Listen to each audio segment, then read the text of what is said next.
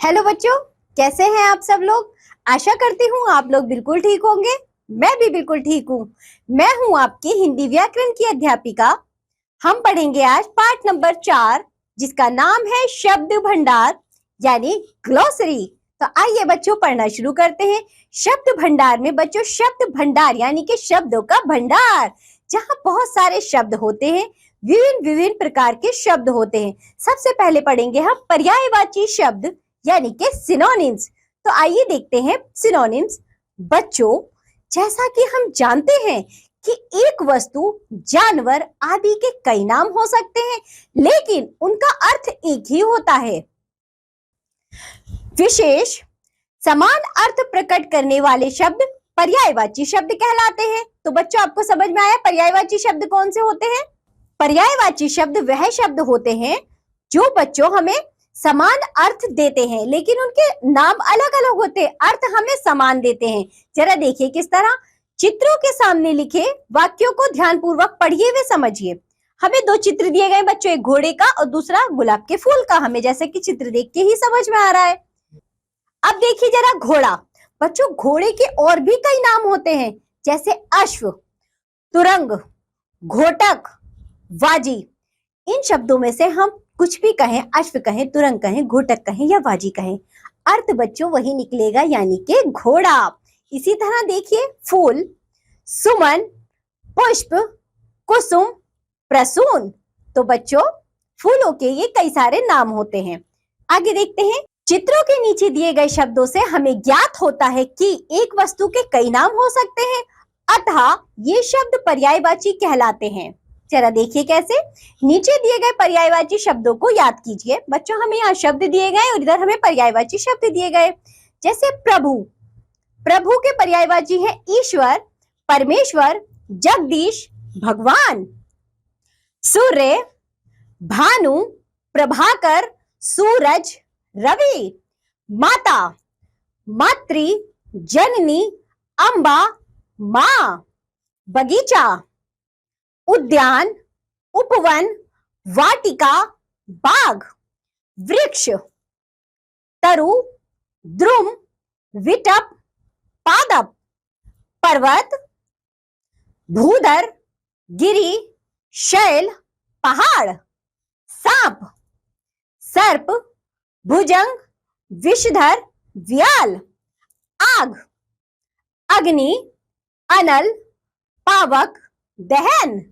घर, आवास, सदन, गृह, निकेतन। आंखें, नेत्र, लोचन, चक्षु, नयन। हाथी, गज, हस्ती, कुंजर, करी। कपड़ा, वस्त्र, वसन, चीर, पट। झंडा, ध्वज, पताका, केतु, ध्वजा। नदी, निर्झरनी, सरिता, तरंगिनी, सलीला। पत्थर, प्रस्तर, शिला, पाषाण, पाहन। हिमालय, हिमगिरी, गिरीश, पर्वतराज, नागपति। कमल, जलज, नीरज, अंबुज, पंकज। घोड़ा, अश्व, तुरंग, घोटक, वाजी। पानी, नीर, अंबु, सलील, जल। मनुष्य, नर, मानव, मनुज, आदमी। पुत्री, बेटी, आत्मजा, नंदिनी, कन्या। शेर, सिंह, वनराज, केसरी, केहरी। आकाश, अंबर, नभ, गगन, व्योम। बिजली, विद्युत, चपला, चंचला, दामिनी। सरस्वती, शारदा, श्वेतांबरा, वाणी, वीणापाणी। मछली, मत्स्य, मीन, सफरी, झक। गंगा, भागीरथी, मंदाकिनी, देवनदी, किरण, अंशु, मरीचि, प्रभा, रश्मि। भूमि, धरा, वसुंधरा, पृथ्वी, धरती। पुत्र, बेटा, आत्मज, नंदन, तनय। समुद्र, जलधि, पयोधि, सागर, सिंधु। रात, रजनी, रात्रि, विभावरी, निशा। गणेश, गजानन, लंबोदर, गणपति, विनायक। शिव, शंकर, त्रिलोचन, शंभु, महादेव। सोना, स्वर्ण, हेम, कनक, कंचन। अमृत, पीयूष, सुधा, जीवनोदक, अमीय। पत्नी, अर्धांगिनी, कलत्र, दारा, भार्या। तालाब, सर, सरोवर, तड़ाग, जलाशय। अब करने की बारी। Now let's do. निम्नलिखित शब्दों के तीन तीन पर्यायवाची लिखिए। Right the synonyms of the following words. बच्चों देखिए, जैसे हमें एक शब्द दिया गया है। बच्चों हाथी के पर्यायवाची शब्द देखिए, गज, हस्ती और कुंजर। आप लोग लिख देंगे। बच्चों नीचे कुछ और भी शब्द दिए गए हैं। हमने ऊपर जो पर्यायवाची पढ़े हैं, आप उसमें से देखकर इन्हें लिखेंगे और ये सारे पर्यायवाची आप लोग याद करेंगे। चलिए आगे बढ़ते हैं। अब पढ़ेंगे हम विलोम शब्द यानी एंटोनियम्स। कुछ शब्द ऐसे होते हैं जो एक दूसरे का ठीक उल्टा अर्थ प्रकट करते हैं, जैसे पतला, मोटा, सूर्योदय, सूर्यास्त। आगे पीछे, ऊपर नीचे, दाएं बाएं। बच्चों ये सब क्या है? ये सब उल्टा अर्थ प्रकट करते हैं ना, ये कहलाते हैं विलोम शब्द यानी कि एंटोनियम्स। चलो देखिए तो, उपर्युक्त चित्रों के नीचे दिए गए रंगीन शब्द पतला तथा मोटा और सूर्योदय तथा सूर्यास्त एक दूसरे का ठीक उल्टा यानी कि विपरीत अर्थ प्रकट कर रहे हैं। अतः पतला तथा मोटा और सूर्योदय तथा सूर्यास्त एक दूसरे के विलोम या विपरीतार्थक शब्द हैं। विशेष देखिए, जो शब्द एक दूसरे का ठीक उल्टा अर्थ प्रकट करते हैं वे विलोम शब्द या विपरीतार्थक शब्द कहलाते हैं।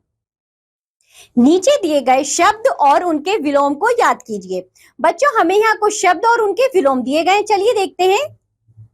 अमृत, विष, अनुकूल, प्रतिकूल, अंत, आदि, अधिक, कम, अस्त, उदय, छाया, धूप, कटु, मधुर, दयालु, निर्दय, जीवन, मृत्यु, आस्तिक, नास्तिक, अल्पायु, दीर्घायु, अधम, उत्तम, एक, अनेक, आशा, निराशा, अंधकार, प्रकाश, आयात, निर्यात, आदान, प्रदान, अवनति, उन्नति, गृहस्थ, सन्यासी, बुरा, भला, बाहर, अंदर, चल, अचल, शांति, अशांति, स्वर्ग, नरक, मानव, दानव, मूक, वाचाल, शोषक, पोषक, सार्थक, निरर्थक, सबल, दुर्बल, स्थिर, चंचल, स्वामी, सेवक, सुगंध, दुर्गंध, शुभ, अशुभ, सच्चा, झूठा, सजीव, निर्जीव, सुख, दुख, सत्य, असत्य, सौभाग्य, दुर्भाग्य, लाभ, हानि, यश, अपयश, दिवा, रात्रि, शासक, शासित, देश, विदेश, उत्तीर्ण, अनुत्तीर्ण, अपमान, सम्मान, धनी, निर्धन, नया, पुराना, उत्थान, पतन, तीव्र,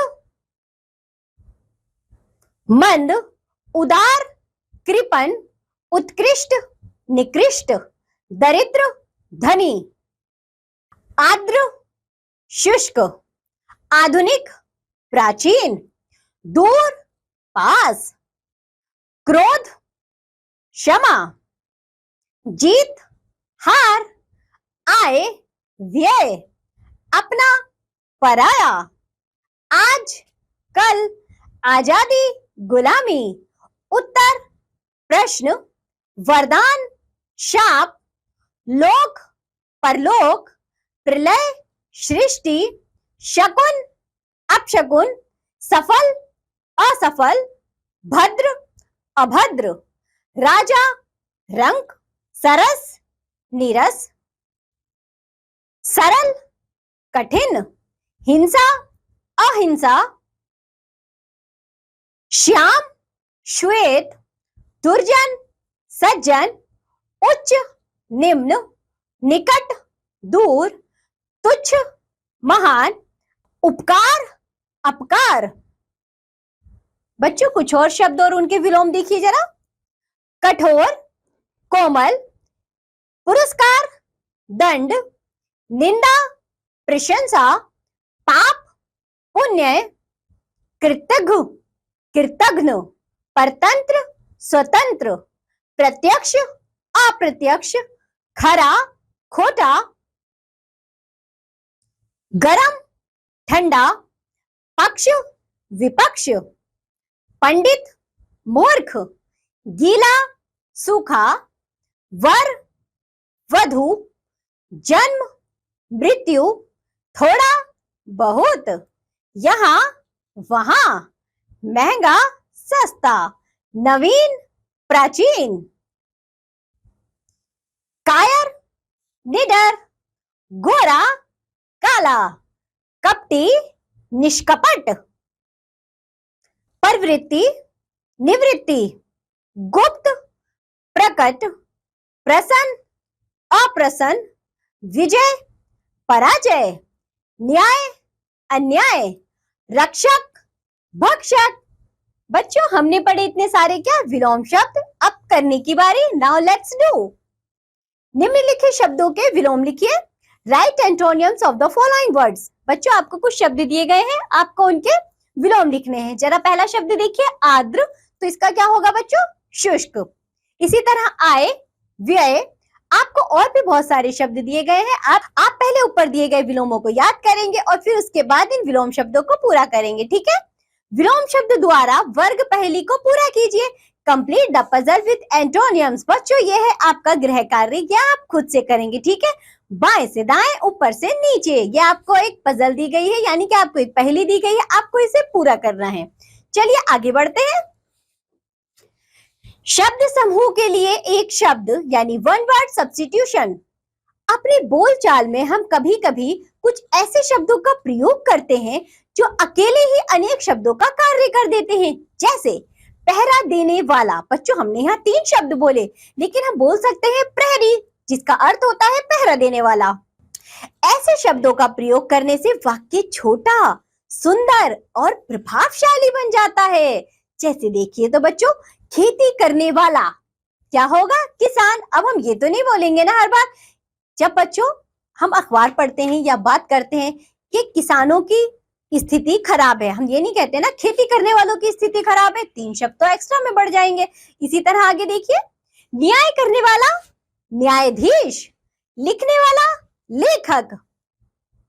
रंगीन छपे शब्द अपने साथ लिखे शब्द समूहों यानी वाक्यांशों को पूर्णतया स्पष्ट करते हैं। इस प्रकार हम वाक्यांश के लिए एक शब्द का प्रयोग कर सकते हैं। जरा देखिए, निम्नलिखित शब्द समूहों के लिए दिए गए एक एक शब्द को ध्यानपूर्वक पढ़िए। बच्चों यहाँ हमें कुछ शब्द समूह यानी कि वाक्यांश दिए गए हैं और उनके एक समूह यानी वाक्यांश और एक शब्द जो देखने योग्य हो, दर्शनीय, जिसके समान दूसरा नहीं है, अद्वितीय, जो परिचित ना हो, अपरिचित, जो ईश्वर में विश्वास रखता हो, आस्तिक,